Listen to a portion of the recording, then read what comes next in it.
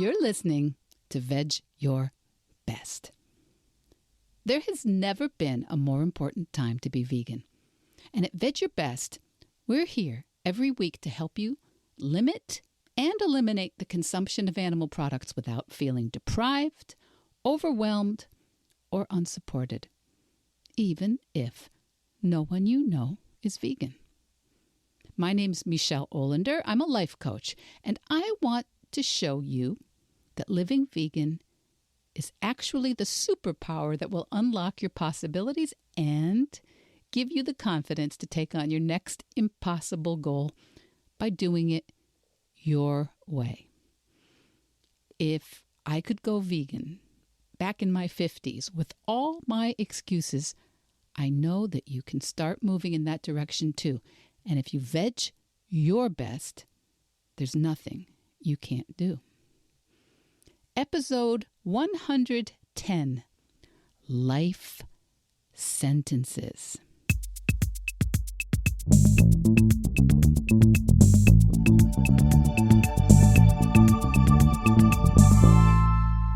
Hi, my Veg Your Besties. Welcome, Veg Heads.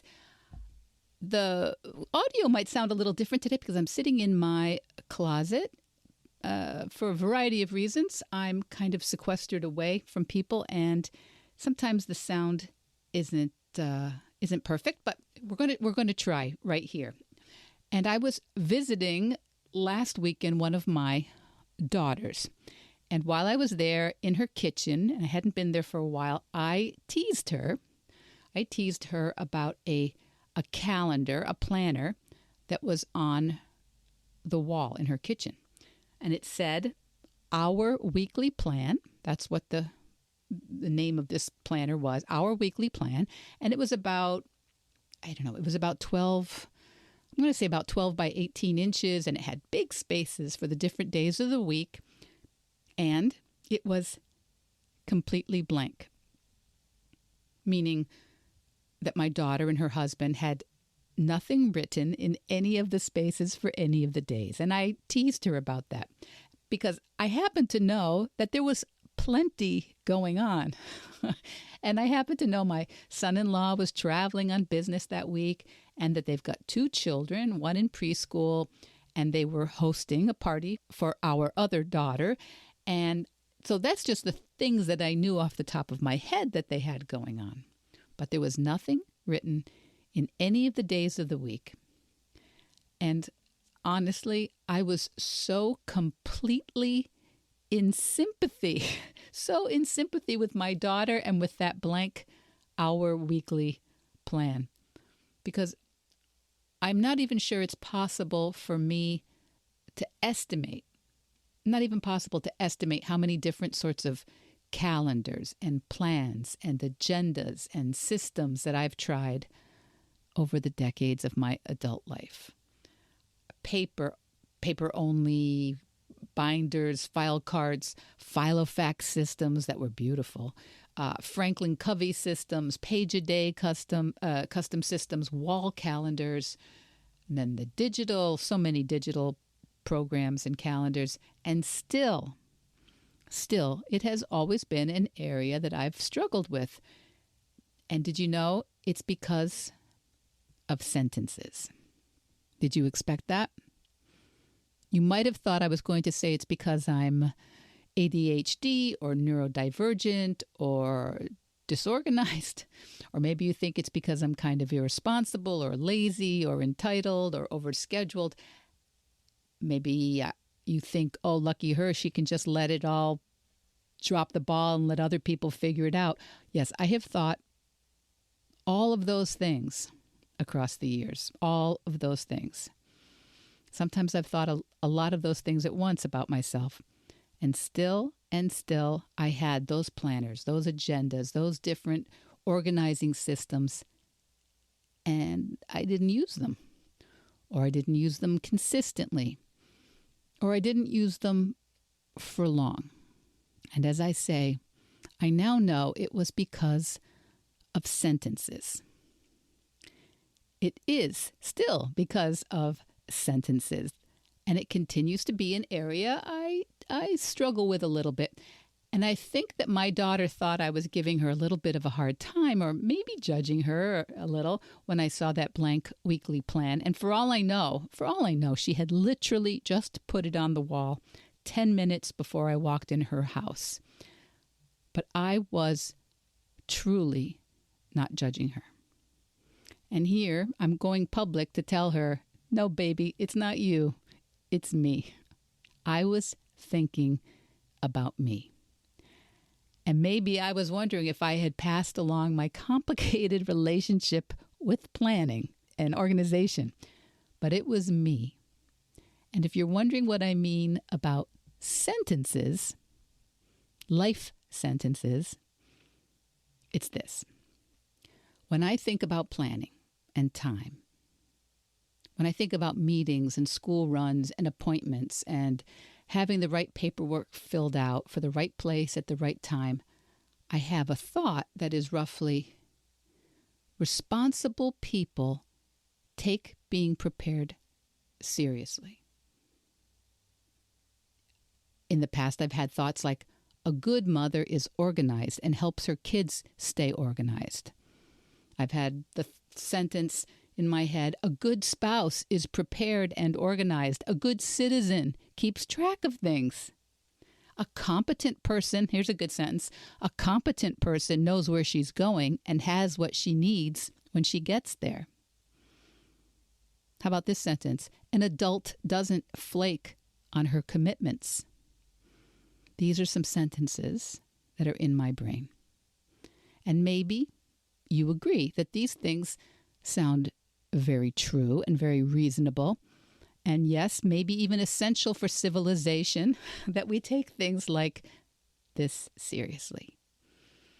Me too. I kind of think that too. I think we should be on time and do what we said we would do. And when I think those sentences, especially earlier in my life when I thought those sentences like I should be prepared, I should keep the paperwork organized, I should be able to do our taxes easily and find the insurance and the kids' vaccination history and school calendars. A good mother has that handled. When I would think those sentences, I would have so much self-loathing because I did. I thought it was true. I should be organized. And I thought also, I can't do it. I'm not good at it. Something's wrong with me. Look at me. I'm letting everybody down. I can't trust myself to stay organized. Look at me. I never stick with anything. I've spent so much money on organizers and calendars and systems and planners, and it's been wasted. I thought, look at me, I'm always reinventing the wheel. I'm always trying new things instead of just being a grown-up and getting this handled once and for all. Does this remind you of anything in your life? Now, you may not have these thoughts about your calendar or your family or your work organization, but it's likely that you have a similar sentence in your brain that begins with good people, intelligent people, successful people, normal people, etc. do X. They've got that handled, that whatever it is. As I was saying, for me, organization, paper organization, I always thought everybody else could figure it out, and I was the one that couldn't. But we have these sentences of what a normal, good, intelligent, successful, responsible human being does, and then we make it mean something about us is broken, not good. There's something wrong with us. Right? Is anything coming up for you? Because we will make it something wrong about us instead of something wrong with our strategy or something wrong with our habits or the goal. So today, if you have something like that going on in your life, something that seems to be a problem that you're continually trying to solve or fix or overcompensate for, if there's something you seem to always be making excuses for or apologies for, or something that you make fun of yourself in advance so as to lower expectations or diffuse others from being annoyed with you, or worse, at least it feels worse to me, being disappointed in you. If you've got an area like that, it is very interesting to think that there's a sentence that is driving you crazy. There is a sentence that's making you miserable. Something maybe like, responsible people are organized, and I'm not. Adults eat healthy food. I don't. Good parents don't yell, but I do. Normal people keep fit, and I can't.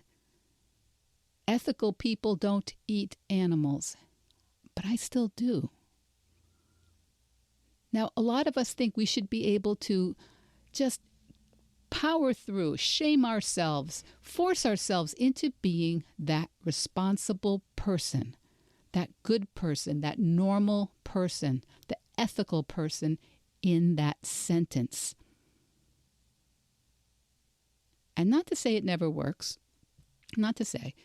A lot of us learn things by being pushed and forced and shamed and humiliated or mocked and made fun of, because it can work. It can work, and I think it is actually how I learned to drive and how I learned my times tables.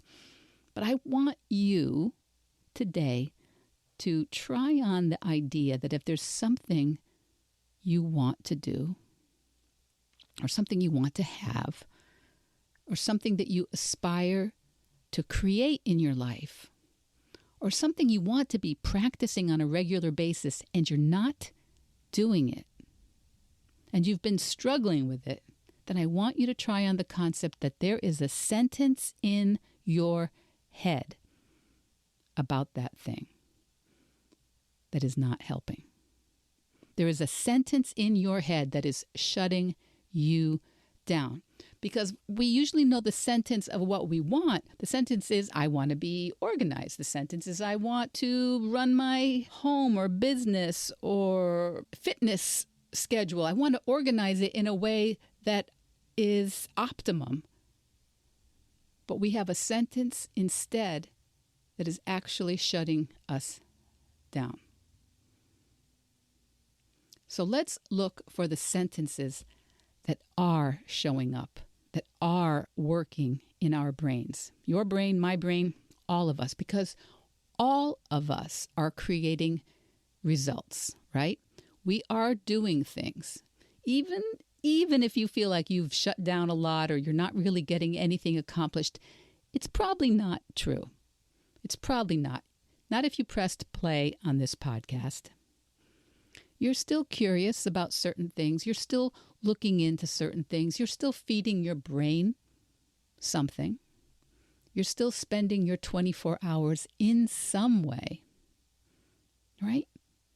You're still getting through your week with something that looks like feeding yourself and making certain things happen in your home and your family and your career, and maybe you're paying bills, and maybe there's maintenance and personal care or medical treatments or family time or helping your elders in the family or your neighbors. Things are happening in your life that you are accomplishing. And I predict some of them are great things that you're pretty proud of, or at least satisfied at their results. And others, you may have a lot of judgment that those results should be different. So congratulations, you are human. That's just how we are, right? Human beings, for good or bad, we're not just cool with whatever is. We are able to see and imagine and dream of things that are not. The study of history, which gives me so much pleasure and challenge, and also a negative thought that I'll never be the historian that I wish I could be, history is always an incomplete conversation we have in our day, our time with the people and the events and the ideas of the past. And it shows me all the time human beings are always operating with thoughts, with sentences. And sometimes we like those thoughts. And many, many, many times when we look at history, we don't in our time like those thoughts. But we are always, as humans, behaving in a way that makes sense based on the sentence that's in our heads. And sometimes as humans, we choose those sentences, but not often enough. We don't always realize how much choice we have in the matter. Because very often those sentences, they almost seem invisible because we've just adopted them or learned them from our family, our community, our religion, about what good people do, what normal people do, what responsible people do, what our people do, what educated people do, what moral people do. And sometimes when we learn those things, we get a lot of motivation, we have a lot of connection and resolve and direction, and we adopt those sentences and it energizes our lives. And sometimes we think one of those sentences and instead we feel lost or confused or incapable. Sometimes we think about the things that seem normal and great and priorities in our society, and we feel unsupported and dismissed and undervalued or broken, and it's because of these sentences. And if you're thinking what I used to when I was first doing this work, it's something like, Michelle, are you kidding? Are you saying that we can all be late and not do our work and not show up when and where we said we would? And that's just fine? And I'm not. I'm not saying that. At least not necessarily. What I am saying is that many of us are already not showing up the way we want to. We are already struggling. We're already having trouble doing the things we say we want to do, and we're already not doing what we are pretty sure we need to do to create the results we want. It's already true.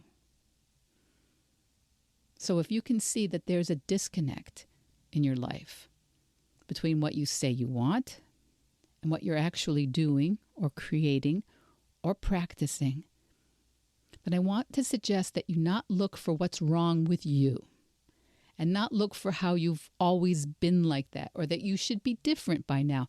Instead of looking for what's wrong with you, I'm encouraging you to look for the sentence that's behind your actions. Because for most of us, what we do, it really, really does make sense based on how we're thinking. What we do makes sense based on the sentences that we have foremost in our heads. Maybe we look at a new plan or a new organizational system and we think, "Oy, I don't have the bandwidth to do that right now. That looks like a lot of work." Or, "Gosh, I need at least 4 interrupted hours to do that. No way I have that with my kids." Or one thing I thought a lot every time I put anything on the calendar, I thought, why do I bother? It just changes 3 times. Now imagine how that shows up in my life, your life, any life, when you're thinking, why even bother? I could put it on the calendar, but it's just going to change 3 more times. Or another thought that I had a lot. The only things on the calendar are for other people. And the only way this week's going to work is if I do not do anything that I want to do. Just imagine. Imagine how your relationship with your agenda or the calendar on your wall is going to feel when that's your inner sentence. Now, sure, you think it's important to be organized, right? Yes, but that other sentence is strong. So I know that if you want things to be different in some area of your life, it's because you have the one sentence about what you want or why it's important, but it probably isn't making you feel open and ready and excited to do it bit by bit until you get better at it. Instead, that sentence is making you feel like you're wrong or weak or incapable or that it's time to fix yourself. I don't think you need to fix yourself. Now here, we mostly talk about changing our choices so that we are limiting or eliminating the consumption of animal products. So that's what mostly my work is. And for most of us, that is challenging work. It's not something that is simple for most of us to change, because most of us grew up thinking the sentences in our head were that eating animals is normal, that it's necessary, and it's just natural. And of course, we have far fewer role models for those choices than, say, for weight loss or time management or business productivity or positive parenting. So that's just one reason I think a vegan practice can be so liberating and so illuminating, because we know, most of us, that the reason we've made choices to eat animals in so many forms, so often during the day, and to use their bodies in so many ways in our homes, the reason is because we have adopted and inherited the sentence that it's normal. It's normal. It's normal, as an upcoming guest, Dr. Melanie Joy, wrote, to love dogs, to eat pigs, and to wear cows. That's normal. The sentence in our heads for so many, many years from most of the people we have loved and respected most is not consuming animals? That's weird, hard, time-consuming, expensive, awkward, socially isolating. But if you resonate with veganism in any way, it's because somewhere in your brain you have another thought. Somewhere in your brain you have a sentence that maybe says, I just don't want to eat and wear dead animals. Or maybe it's a sentence that's like, I don't really think it's different hurting a dog or hurting a pig or a cow or a sheep. Or you might be thinking, there are other choices now, so I can avoid being part of that. Or maybe the thought, the sentence in your head is, my doctor wants me to look into a plant-based diet. Maybe there's a sentence in your head that's more about climate change and the role of animal agriculture in deforestation and greenhouse gases and water usage. But those are all just sentences. All those thoughts are just sentences that actually start to show up in our life. And if that seems weird to you, if that seems somehow untrue, I'm just going to ask you to try it on. Just try it as a thought experiment. I know also it sometimes is easier to look for in someone else's life if you're finding it impossible to see in your own. So do you know someone? Do you know someone who does what you think that you want to do? Or can you imagine someone who does? What sentence does she believe in her head? Now, I've shared here many times that when I was just beginning my vegan practice, I had sentences like, oh my God, being vegan, that's impossible. Or I don't know if I could commit to that. Or, yeah, I can limit animal products, but there's no way I can travel and do holidays and be with my family and not eat animals. I have a friend here who told me that he used to be vegan, but he was so socially isolated because of it. So, with that sentence, I'm socially isolated because of my veganism, I think we can see why that sentence meant it didn't last. But now my thoughts are more like, okay, what's a good sentence? I can always figure out how not to eat animals. Or maybe the sentence is, it's not really that hard most of the time. Here's a sentence. Even when it's tricky to get exactly what I want in terms of food or clothing, I actually know I'm doing what I want to do, and I want that more. I have a friend, a podcast friend, Vicky from Vegetarian Zen. You should listen to Vegetarian Zen. And I don't think Vicky would mind or argue if I described her as kind of a productivity nerd, because she loves systems and procedures and different organizational platforms. And I don't know if you know this workspace platform called Notion. Okay, Vicky loves Notion, and she uses it and has it tricked out and suggests it whenever I talk to her. And if I log onto it, I practically hyperventilate. And that's because the sentence in Vicky's brain, when she looks at Notion, is something like, wow, this is amazing. This is a powerful tool. I love tools like this. And in my brain, the sentence is, oh my God, this is way too hard. I will never, ever get it. Now, on the other hand, I love studying languages, and I know this is not a universal enjoyment. I love learning Italian and French and Spanish and other languages, even some languages which I know very, very little of. I love learning something about those languages because I think it's like a code and a way of understanding other cultures and a way of gaining awareness of my own language. Okay, I don't want you to all tune out. I don't want your eyes to glaze over. I get it, so come back to me. What I'm trying to say is we all have different sentences in our heads. It's not just who you are.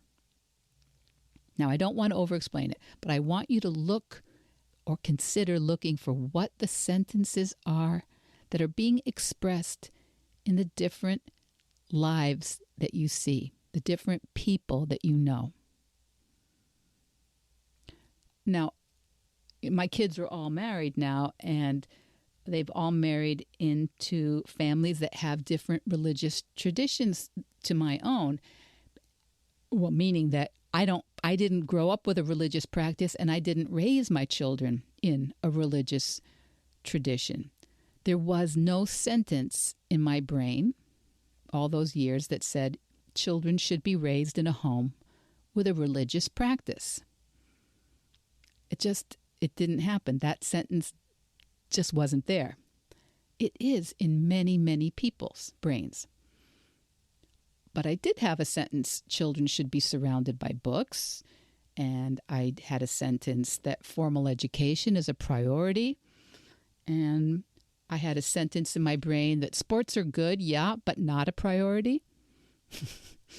So this week, before you change anything, I'd like you to play a little game of what life sentence explains this. Look in your fridge. What is the sentence in your life that explains something that you see there? Look in your closet or your office and look for the sentence that has turned into the reality of what you see there. Look at the apps on your phone or the way you keep your shoes. Notice what kind of toys you buy your kids. Look at your car or the queue in your Netflix account or the vacations that you do or do not take or the weekly calendar that is on the wall of your kitchen and wonder, what sentence was behind that? What sentence created that? But remember, my Veg Your Besties, we do this with love and respect Because if you're doing this kind of questioning with condemnation or judgment or defensiveness, it's pointless. Okay, we're doing this instead. We're doing it with curiosity and a spirit of loving investigation. We're being detectives. We're not judge and jury here. Because the belief, the sentence I'm suggesting to you all today is that we humans are always doing what makes sense to us. One way or another, whether we like it or not. And if we think that our actions are not making sense, okay, that's interesting, because we want to uncover the sentence, the thought, the belief that we have that does make sense and is underpinning the way things are right now. Before you want to change it, you want to notice what's operating right now. Change is so much easier, so much more effective, so much more fun when you know what your current operating system is. And then you can realize that it's actually optional. If you want, you can keep the sentence. You can keep any sentences, any thoughts. You can keep them. And you know what? When you know that it's only up to you what sentence you operate from, then you'll see that you can modify it. You can change it. You could replace it. You could. If you would like some help looking for the sentences that are operating in your life right now, how they're showing up, that's actually what I do. Because when your thoughts change, your life changes, period. And no, it's not always easy. Sometimes it is, but it's not always easy. But it is as simple as that. Your thoughts change and your life changes. So you can email me or click through the links in my Instagram or message me. I'm super easy to reach, and we can talk about how 8 weeks of coaching could help you with your goals, wherever you are on your vegan or plant-based journey. And I think you can start to see that those sentences, they are not life sentences. They are not imposed by a judge or jury. They really are up to you. And you'll get to keep them. You can keep them if you want, or you can change them, or you can evolve them slowly, or you can even eliminate them. And when you see that, you will be so much more compassionate with yourself. And that is the root of all change, is compassion. And much, much more effective at doing what you really want to do when you have that compassion. So let me know. Let me know how I can help you with that. And I'll see you next week. Veg Your Best podcast production, music, and editing by Charlie Weinshank. Thanks, Charlie. Before you go, it would mean so much to me and the Veg Your Best team if you would hit subscribe, leave us a 5-star review, or share with someone you think might be interested.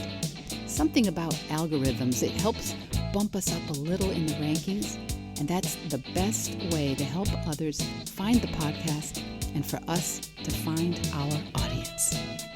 So, until next week, make it easy and veg your best.